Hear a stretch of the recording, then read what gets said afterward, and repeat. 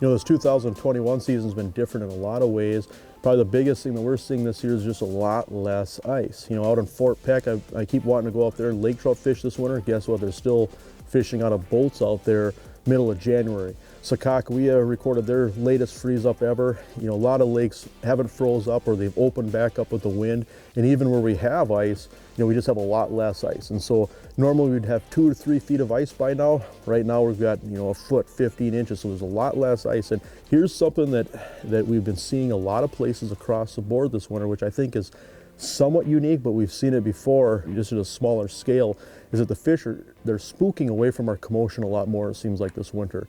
And that's something important to point out because it really can affect or change how you fish. I'd love to know what your experiences are. Leave your comments below if you're seeing similar types of things or just what your observations are this winter. But these fish are spooking or bumping off of us a lot more. And what that means is if you're going to a brand new lake per se, or just trying to break down water and find the fish, you know, you have to drill a hole, check the hole, you know, with your electronics, and then keep checking holes. And finding fish is a process of elimination. But when you're bumping or spooking fish away from you, as you move through spots and drill through spots, you have to settle down and slow down, let those fish come back to you. And so if you're not in tune to that, in tune to what's happening, you can have a really frustrating day where you can drill a lot of holes and it's just like you're chasing ghosts, you just can't see them. You know, even if you use a Panoptics or a live scope, you know, you can see that where, you know, these fish are just pushing away and you just can't keep up with them. And I think what's happening is just we have a lot less ice this year, and so these fish are spookier than normal.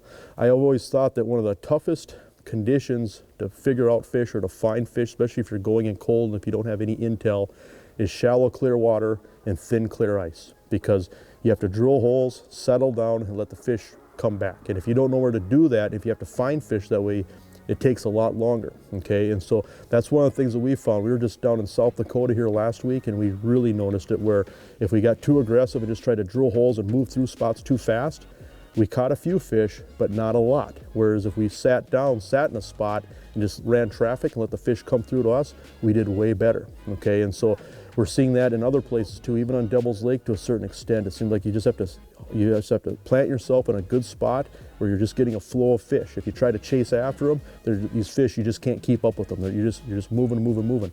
Some other interesting observations that we've seen, it seems like if you have a four-wheeler or a side-by something with tracks, it doesn't spook the fish as bad as a snowmobile. That's something about that track and those skis going across the ice, scraping across that thinner ice, it just sends the fish flying, okay? And so this is important, good information, I think, to have, because it really influences how you fish and it influences your strategy, in the sense that the moral of the story, I guess, is that we've been doing better by just picking fewer spots, not try to cover as much water through the day, and just giving each spot a little bit more time. And that sometimes can be hard to do. You know, you always want to try to find the fish, but instead of drilling, say, 20 holes in a grid in a spot and just going through the holes quickly with your Vexilar and you're on to the next spot, slow down, drill your grid of holes, get that commotion out of the way, because a lot of times that'll just stir up the fish.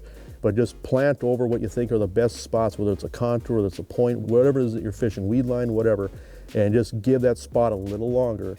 You know, is it a deal where you can sit for an hour on a spot and every hour you get 2 or 3 schools of fish that come underneath you and you catch 5 to 10 fish during that hour? Well, that adds up to be a pretty good day, right?